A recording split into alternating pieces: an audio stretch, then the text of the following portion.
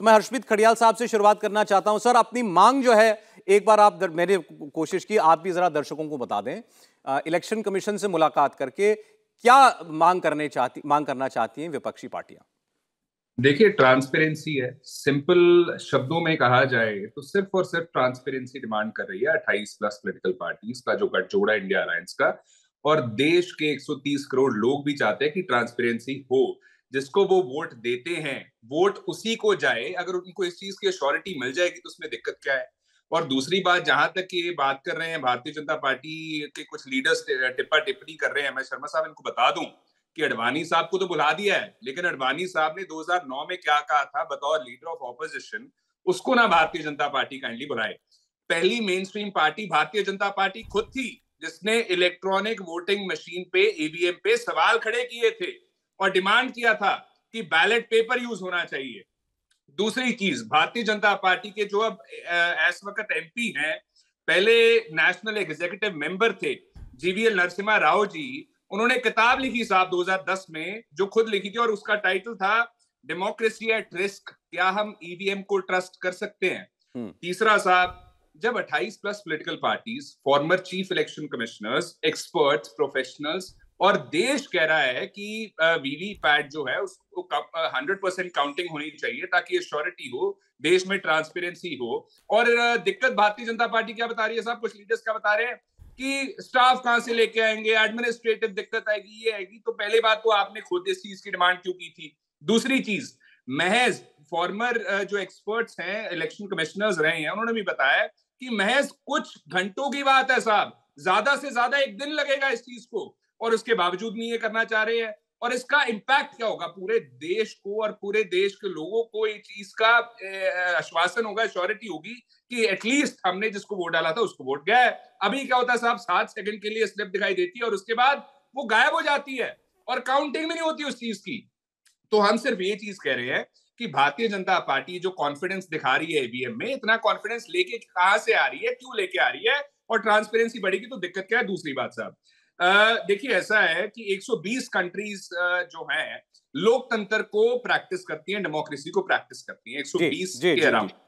तो उनमें से साहब 2019 तक महज 25 देशों ने ईवीएम को एक्सपेरिमेंट किया या ईवीएम को यूज करके देखा, महज 25। तो भारतीय जनता पार्टी को इससे दिक्कत क्या। और सबसे बड़ी बात, इनसे सवाल पूछेगा, ये कह रहे हैं ईवीएम हैक नहीं हो सकता। तो 2019 के लोकसभा पोल में 373 कंस्टिट्यूएंसीज में जब वोटिंग हुई साहब, उनमें से 373 में से 220 में ज्यादा वोट पड़ गए। मतलब 220 कंस्टिट्यूएंसीज में सरप्लस वोट थे, जितने है ही नहीं वोटर, उससे ज्यादा वोट्स पड़ी हुई हैं। तो अगर हैक नहीं हो सकती, माल फंक्शन नहीं हो सकता, तो ये साहब कैसे हो गया। तो इस चीज का भारतीय जनता पार्टी से अच्छा ठीक है खड़ियाल साहब, मैं दूसरे मेहमान के पास जाऊं। आपने दो बातें कही, तो जरा मैं पहले आपसे पूछ लूं।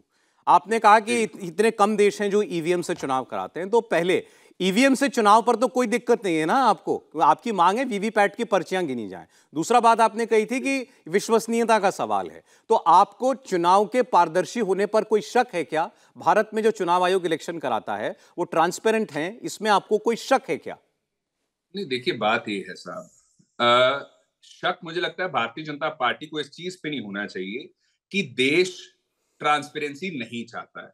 और दूसरा शक भारतीय जनता पार्टी जो कर रही है, मुझे समझ नहीं आ रहा कि भारतीय जनता पार्टी ये शक, ये कंजेक्चर्स, ये अजम्पशंस क्यों ड्रॉ करना चाह रही है, और क्यों भारतीय जनता पार्टी की सरकार इंश्योर नहीं कर रही कि सुप्रीम कोर्ट ने जो कहा कि सीजेआई साहब को, चीफ जस्टिस ऑफ इंडिया साहब को अपॉइंटमेंट कमेटी का एक मेंबर बनाया जाए।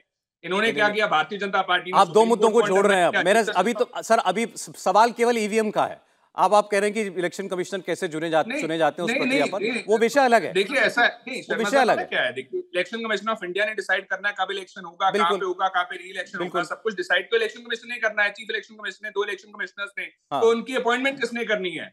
मोदी साहब ने करनी है, उनके द्वारा चुने गए मंत्री ने करनी है। तो आप इसका मतलब ये कह रहे हैं कि अगर इलेक्शन कमीशन मोदी सरकार चुनती है तो इलेक्शन कमिश्नर जो है वो ठीक ढंग से चुनाव कराते हैं या नहीं कराते हैं, इस पर प्रश्न है।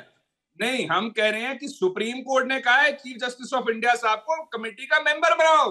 Bharatiya Janata party supreme court के ऑर्डर को अंडरमाइन कर रही है। ठीक है, अंडरमाइन क्या, सर्कमेंट कर रही है, बाईपास कर रही है। तो भारतीय जनता पार्टी से पूछेगा कि इनको दिक्कत क्या है अगर सीजीआई साहब चीफ जस्टिस मैं पहले ये मैं पूछ लूंगा। मैंने तो आपसे पूछा कि आप मुझे इतना बता दीजिए कि ईवीएम से दोबारा बैलेट बॉक्स पर तो नहीं जाना चाहते ना, आप केवल इतना चाहते हैं कि भाई पर्चियां गिने सारी की सारी, इतनी बात है ना? 100%। ऑलराइट, ठीक है।